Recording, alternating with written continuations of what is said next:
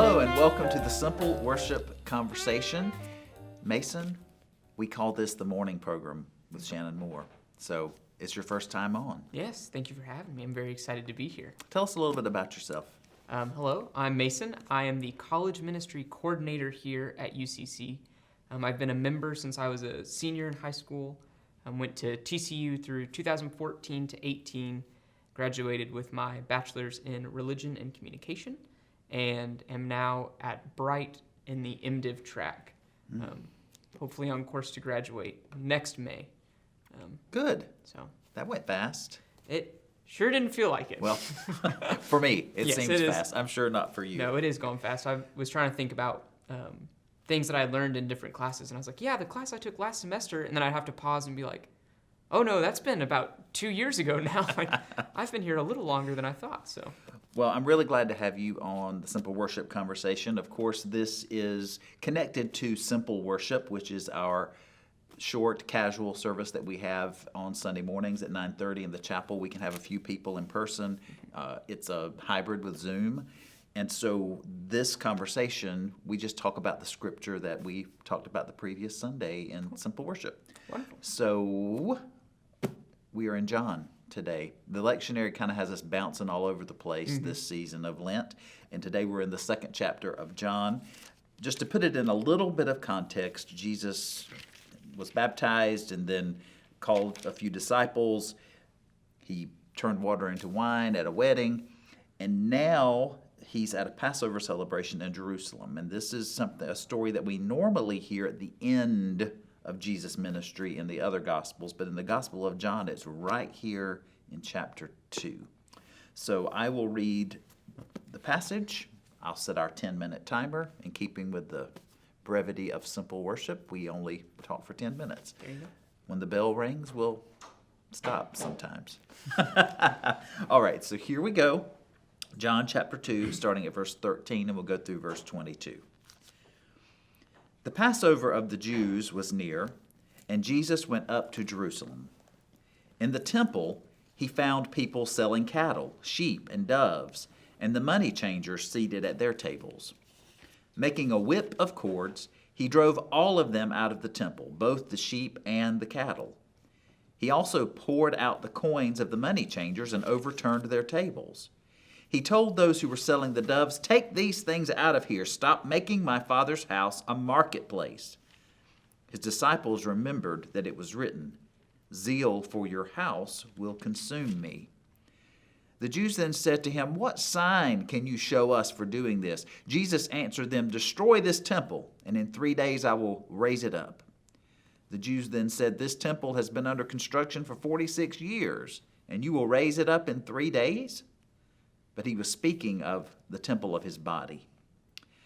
After he was raised from the dead, his disciples remembered that he had said this, and they believed the scripture and the word that Jesus had spoken. All right, that ends the reading. I've got our timer going.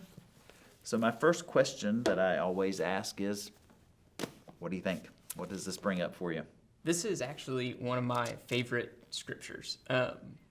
This is like my favorite vision of Jesus for kind of how I see prophetic voice sometimes. Well, I told you when this scripture came up, I was like, automatically, Mason.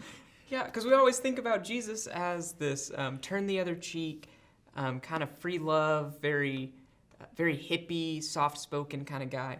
And then the author of John tells us that he kind of Boy Scout fashions this bullwhip and just starts slapping everybody in the room. And that's not normally the way we think Jesus goes about business. And so it's a very different view, but I like the direct action, and I like kind of the human anger of Jesus, because I think that when we see injustice or things that aren't right in our world, anger is a valid response. Maybe we can't, make whips and hit people. We probably shouldn't. We probably shouldn't. But most of the time. Most of the time. So 99%. does it make a difference to you? I know when I hear this story and when I read it in Matthew, Mark, and Luke, the Synoptic Gospels, when it comes at the end, I sense that there's a lot more going on with Jesus just as a person. The end is near. His time is limited. He's got a lot to do. He's anxious, and maybe he's just hit the limit and he can't take it anymore, and just reacts. Right.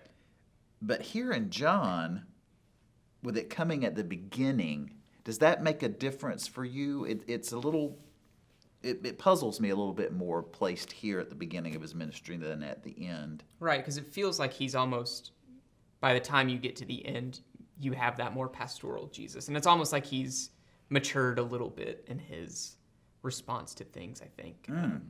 So maybe his fuse is shorter at the beginning of his ministry.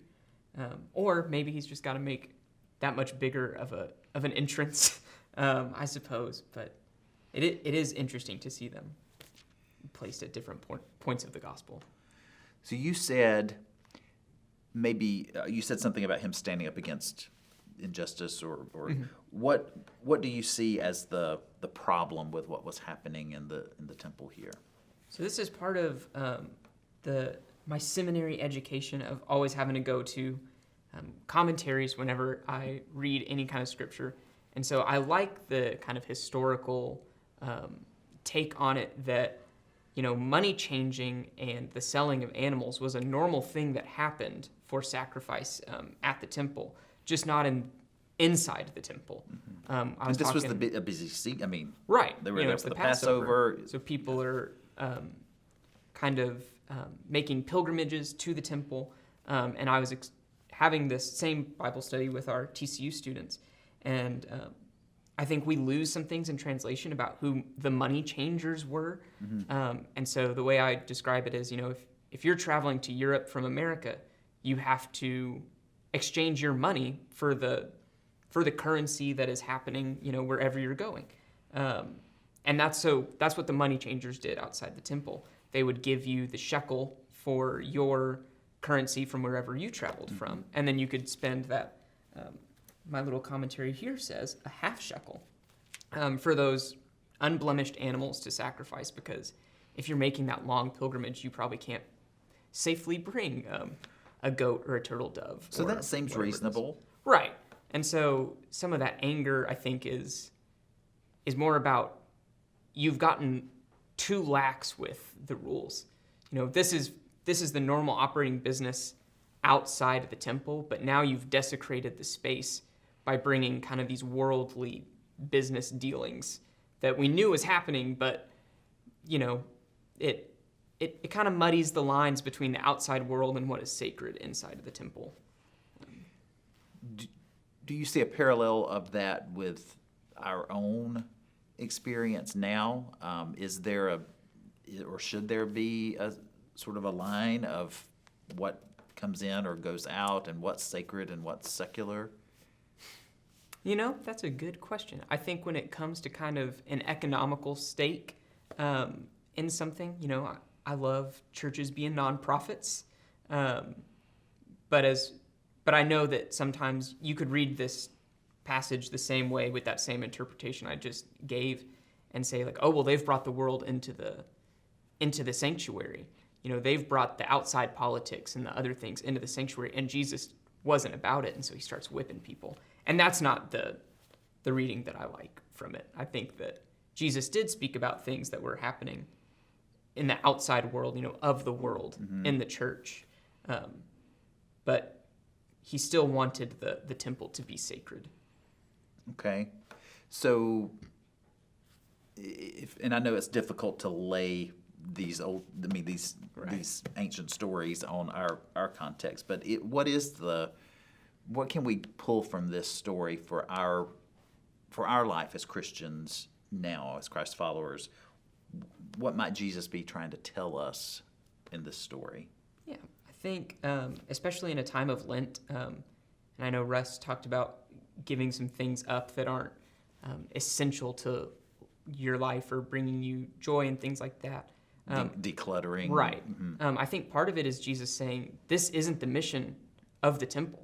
You've got to get all this extra stuff out of here to focus on the ministry and the healing and the miracles that can happen. And I think it is easy to to bring those outside things in and let them clutter your ministry, your preaching, your prophetic voice. And Jesus is saying, the money changing these sacrifices, because he's stopping the sacrifices that are happening, which is a big deal. So he's saying you've lost the point, and you need to go back to the bare basics of what this place is. I mean, it's a place of worship and a place of sacrifice and kind of this temple purity. And so I like he's getting rid of some of the clutter in my mind. Well, let's talk then a little bit about what he says about the temple.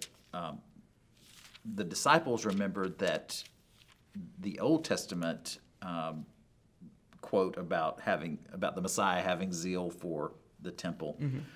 But then Jesus says, destroy this temple, in 3 days I will raise it up. And of course he was speaking metaphorically, but is there anything in what he said about if we can't get to the temple, if there, because of course we know the temple itself actually was destroyed.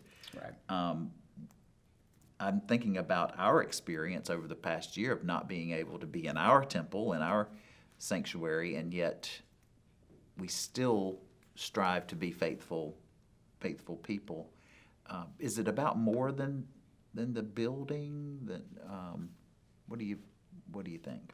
I think it is more about just the building, but again, I think there's something about the purpose of that space, and so to say tear it down, I think part of him is saying do it right or don't do it at all, and that's certainly a message I think that the Jewish people in this context are hearing, while the disciples are understanding it to be about Christ as the temple, rather.